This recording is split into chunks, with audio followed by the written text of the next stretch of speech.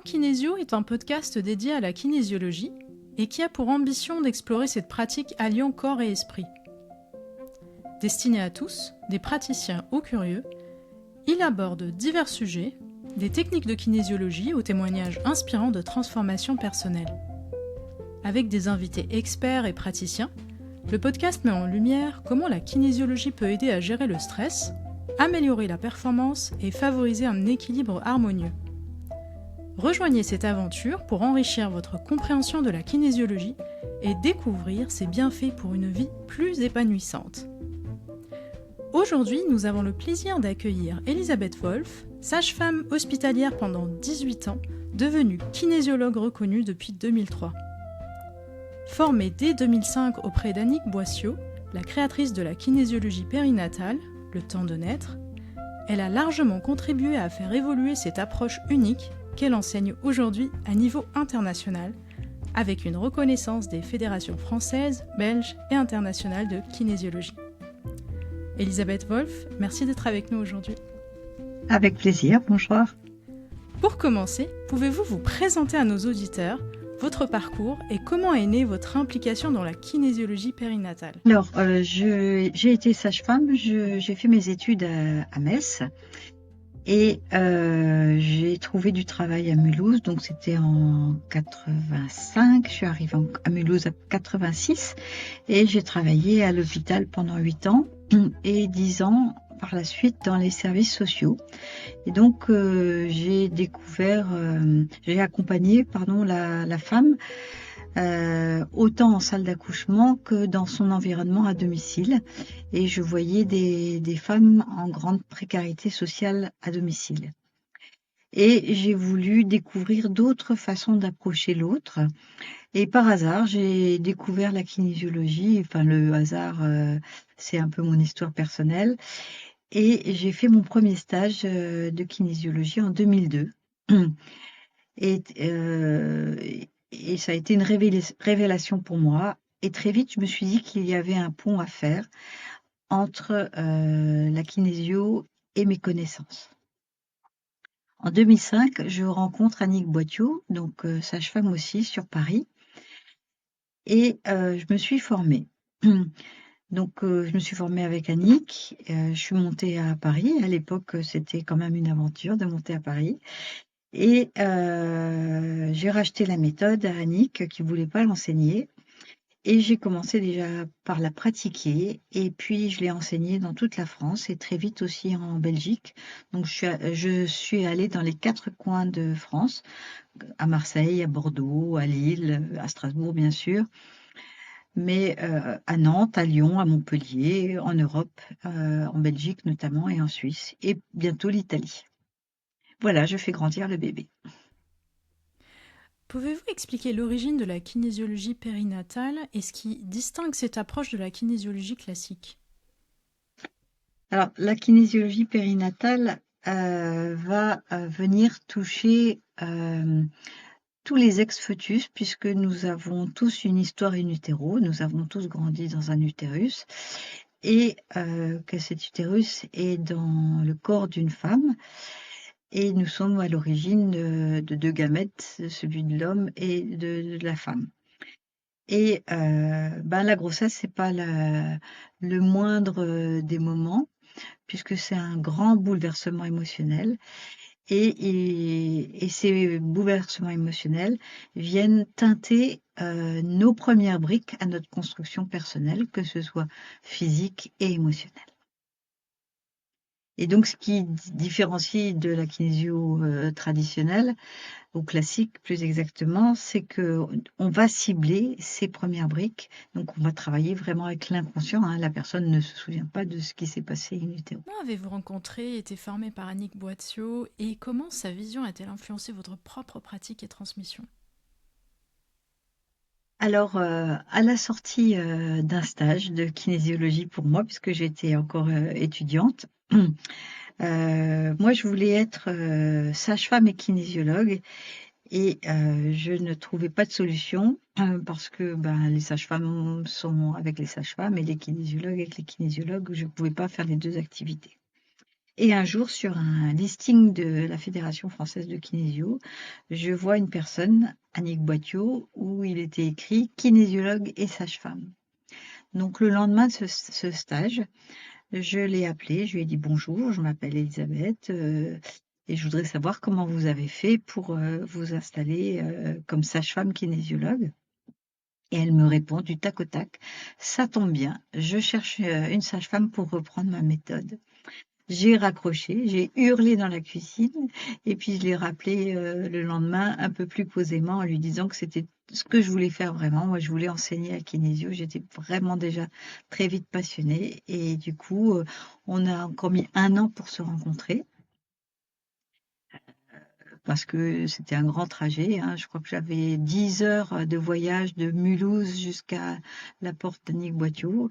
Et puis voilà, elle a commencé à me former en individuel parce que bah, j'étais la seule intéressée par la méthode et donc on était 2 au cours après, mais voilà, ça a duré 1 an. Et puis après j'ai racheté la méthode et je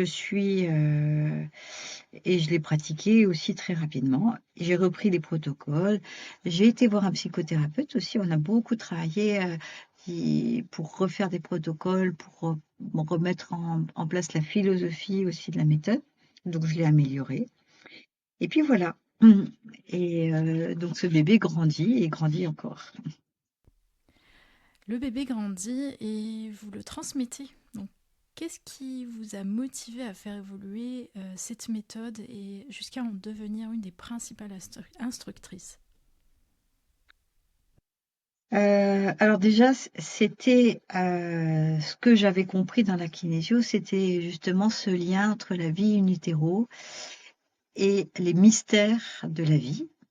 Parce que à chaque fois que j'explique un cours d'embryologie ou le cours sur l'accouchement, moi je suis bluffée par ce que la vie a pu faire de nous et comment elle s'est mise en route. Et,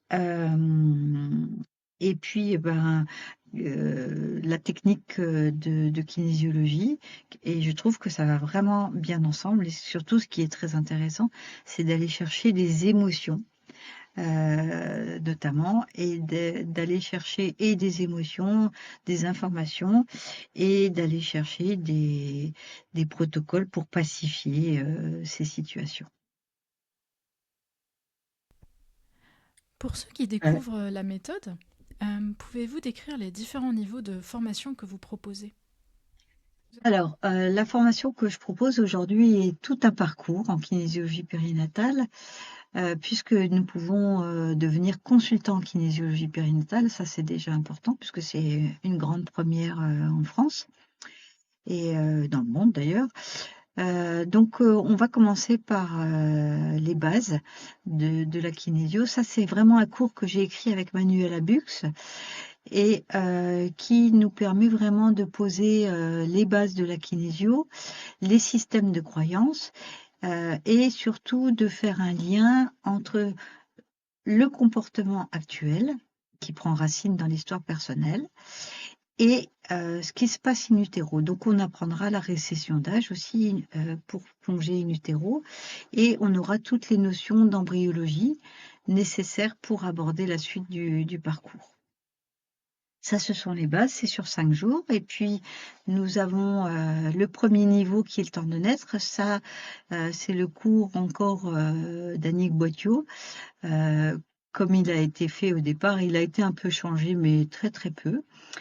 Donc là, on parlera de tous les premiers programmes qui s'installent durant la vie in utero, et notamment les peurs, les liens avec l'histoire familiale. Et aussi, on abordera la question du jumeau. Sur le deuxième niveau, on va explorer la grossesse en tant que telle et l'accouchement, avec les organes d'essence, le placenta, ses fonctions, ses stress, sa physiologie, les étapes de naissance, les matrices de Groff, les empreintes de naissance, et aussi ce que la famille elle attend de nous. Ça, c'est KPN2. KPN3 est plus sur l'accompagnement d'une personne dans un parcours d'infertilité. et parce que c'est un parcours difficile et il ne suffit pas pour moi d'être que kinésiologue pour accompagner. Il faut avoir aussi une connaissance de ce parcours. Je pense que c'est vraiment important. Et il y a de l'éthique, il y a des lois aussi, puisque on parlera par exemple de l'adoption, de l'IVG. Donc ça permet de donner aussi les lois françaises autour de thèmes qu'on aborde d'ailleurs en kinésiologie. On va voir en séance des enfants qui ont été adoptés, des femmes qui ont fait des IVG. Donc on accompagnera aussi le deuil in utero. J'ai créé des protocoles autour du deuil. Puis j'ai créé aussi un accompagnement du couple en kinésiologie. Donc ça, c'est ma petite méthode à moi que j'ai ajoutée dans le parcours. Dans le niveau 4, là, c'est l'accompagnement de bébé et sa famille en séance de kinésiologie. Parce que c'est pas simple, une séance de kinésiologie avec un bébé qui ne vient pas seul, puisqu'il viendra toujours accompagné. Et de ce fait, on parlera du lien d'attachement et comment la naissance va impacter le lien familial. Et bien sûr, on fera des pratiques comme à chaque niveau d'ailleurs. Le niveau 5, lui, on abordera plus la femme, ses cycles, ses blessures. On parlera de violence notamment. Et on parlera de l'accompagnement de la femme enceinte, de l'accompagnement de la grossesse et des suites de couches en kinésiologie. Le niveau 6, pardon, c'est l'être sacré. Donc j'ai voulu, avec Manuela, nous avons créé ce cours et c'est l'accompagnement du sacré. Parce que la vie in utero, pour moi, c'est vraiment quelque chose de sacré. Mais on va faire un lien avec la mythologie, parce qu'il y a eu les anciens, nos anciens, ont fait des liens avec la création du monde. Et je les ai un peu reprises avec les planètes, les 4 éléments, les archétypes, la mythologie, donc les étapes de naissance. Et donc Manuela et moi, on donne ce cours. Et on terminera par la validation des acquis pour être consultant kinésio-périnatal, donc sur 3 jours. Et en option, j'ai fait un stage de développement personnel qui s'appelle Essence, Naissance, Connaissance, Reconnaissance, où vous allez travailler votre propre naissance pour renaître à soi-même. Donc c'est plutôt un stage à faire pour soi. Et un deuxième cours en option qui est le lien avec le transgénéalogique, puisque il y a des liens très forts entre la vie in utero et le lien transgénérationnel. La famille attend quelque chose de ce bébé à naître. Voilà ce parcours. Elisabeth, pour les kinésiologues qui nous écoutent et qui sont formés, on va dire, à la kinésiologie classique, Oui. à quel moment ils peuvent intégrer votre formation? Alors, à partir du moment où vous avez terminé le Touch for Health, pardon, vous pouvez intégrer la formation. Et si vous êtes kinésiologue certifié, c'est pareil, vous pouvez intégrer la formation. On commence tous avec les bases de la kinésio-périnatale, parce que la kinésio-périnatale, c'est vraiment, pour moi, comme un accompagnement de sage-femme. Et moi, quand j'étais élève sage-femme, j'ai vraiment appris avec mes mains et mes oreilles à écouter les femmes en salle d'accouchement.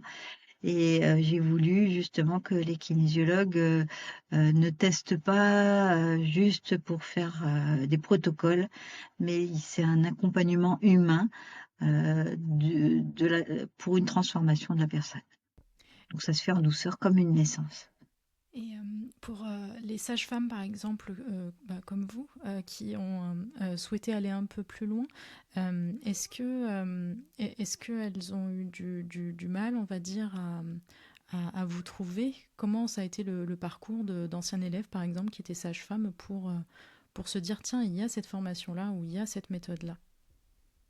Alors aujourd'hui, je pense qu'il y a un petit peu les réseaux, mais c'est vrai que l'idée, c'est aussi la raison pour laquelle j'ai fait ce parcours de consultant en kinésio-périnatale, c'est que les sages-femmes, les doulas, elles n'avaient pas forcément envie de faire tout le parcours de kinésiologie et donc avec le touch et tout le parcours de KPN. Et comme elles sont déjà thérapeutes accompagnantes dans d'autres choses, elles peuvent tout à fait, ça leur suffit pour travailler. Mmh. En introduisant cet épisode avec vous, j'ai assez rapidement parlé de la notion internationale de cette méthode. Qu'est-ce que vous pouvez partager avec nos auditeurs là-dessus? Est-ce que la kinésiologie périnatale est entre guillemets franco-française? Est-ce qu'elle a été développée dans d'autres pays francophones ou ça a vraiment un rayonnement international? Alors, c'est disons que c'est au moins européen puisque, j'interviens régulièrement tous les ans, je vais en Belgique et je suis intervenue 2-3 fois, en Suisse et en janvier, je crois, on démarre, en Italie. Donc il faut traduire le livret, tout ça, donc c'est chouette. Et alors la Martinique n'est pas étrangère puisqu'elle est française bien sûr, mais je suis intervenue plusieurs fois en Martinique. Donc oui, oui, j'attends. J'aimerais vraiment. Je crois que c'est une des dernières questions. J'aimerais vraiment que la méthode soit connue de par le monde. Et, quelle transformation ou impact observez-vous chez les personnes qui suivent vos formations ou travaillent en kinésiologie périnatale? C'est une transformation profonde, je dirais, parce que nous allons vraiment, comme je l'ai dit en début de session, aller voir un petit peu ces premières émotions qui nous ont ébranlé tout le système. Donc, et qui font que nous croyons des choses aujourd'hui qui sont en lien avec les peurs de nos parents, les croyances de nos parents et toutes les histoires in utero. Donc, bien évidemment que la kinésio-périnatale va permettre une transformation profonde et surtout en douceur, dans le respect de la personne.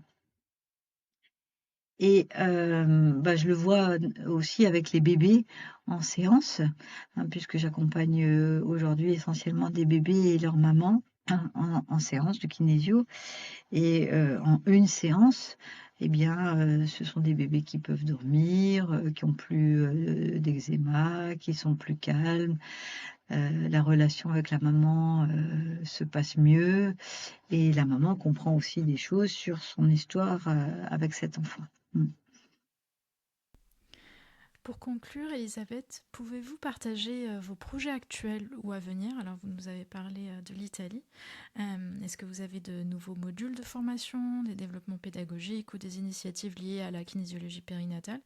Et ce que vous souhaitez encore transmettre?